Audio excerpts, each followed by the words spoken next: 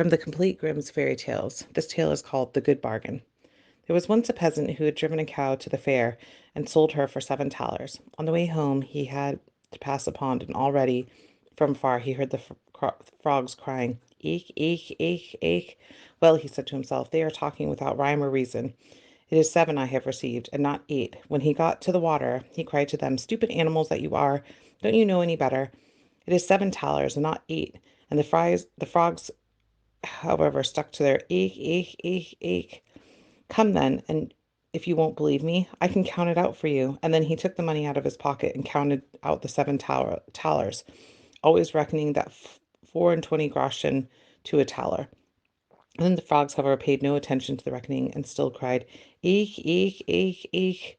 "What?" cried the peasant, quite angry. "If you know better than I, count it yourselves," and threw all the money at them into the water. He stood still and wanted to wait until they were through and then return to him what was his. But the frogs maintained their opinion and continually cried, "Eek, eek, eek, eek." And besides that, they did not throw the money back out again. He still waited a long while until evening came and was forced to go home. Then he abused the frogs and cried, "You water splashers, you thick head, you goggle eyes, you have great mouths and can screech and hurt until one's ears, but you cannot count out 7 thalers. Do you think I'm going to stand here till you get through?" And then with that he went away, but the frog still cried, "Eek, eek, eek, eek," after him, and he was sorely vexed all the way home. After a while he bought another cow, which he slaughtered, and made the calculation that if he sold the meat well, he might gain as much as 2 cows' worth, and have the hide in the bargain. When upon he got to town with the meat, a great pack of dogs gathered together in front of the gate, and with them a large greyhound at the head, which jumped at the meat and sniffed and barked, "Whoa, whoa, whoa." There was no stopping him, and the peasant said, "Yes, I know quite well that you're saying wow, wow, wow, because you want some of the meat, but I should be in a fine state if I were to give it to you." The dog, however, answered nothing but, "Whoa, whoa, whoa." "Well, you promise not to devour it all then, and you will go bail for your companions." "Wow, wow, wow," said the dog. "Well, if you insist on it, I will leave it for you. I know you well, and know whom you serve. But this is, I tell you, I must have my money in 3 days, or else I will go ill with you, if you can just bring it out to me." Thereupon he unloaded the meat and turned back again. The dogs fell upon it and loudly barked, "Wow, wow, wow."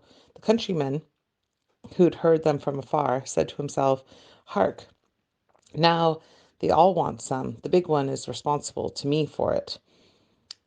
When 3 days had passed, the countryman thought, "Tonight my money will be in my pocket." This is quite delighted, but no one would come and pay it. "There's no trusting anyone now," he said, and he lost his patience, and he went into town to the butcher and demanded his money. The butcher thought it was a joke, but the peasant said, "Jesting apart, I will have my money. Did not the big dog bring you the whole of the slaughtered cow 3 days ago?"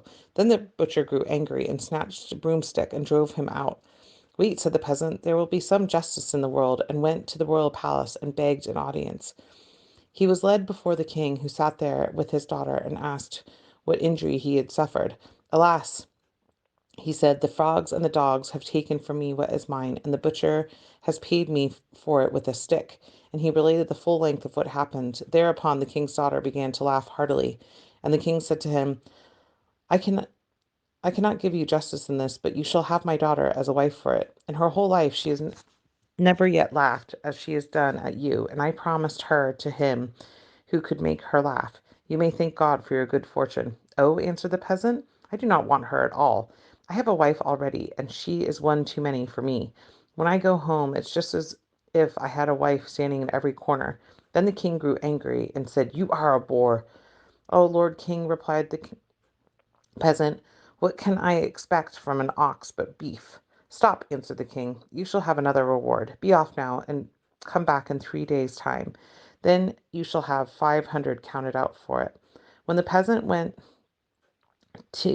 out to the gate, the sentry said, "You have made the king's daughter laugh, and you will have certainly received something good."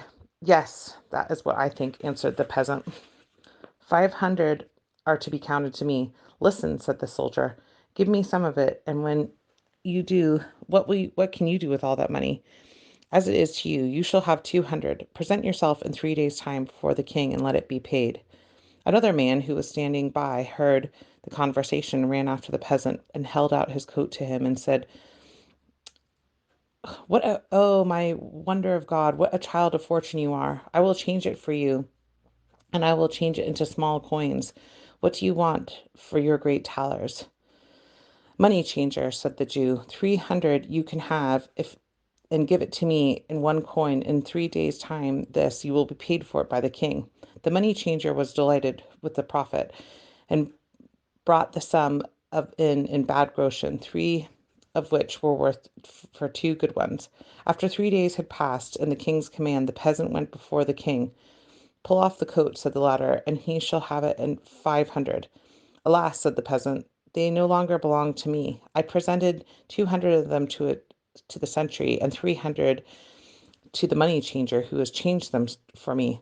So by right, nothing at all belongs to me. In the meantime, the soldier and the money changer entered and claimed that they had what they had gained from the peasant, and they received the blows they had strictly counted out.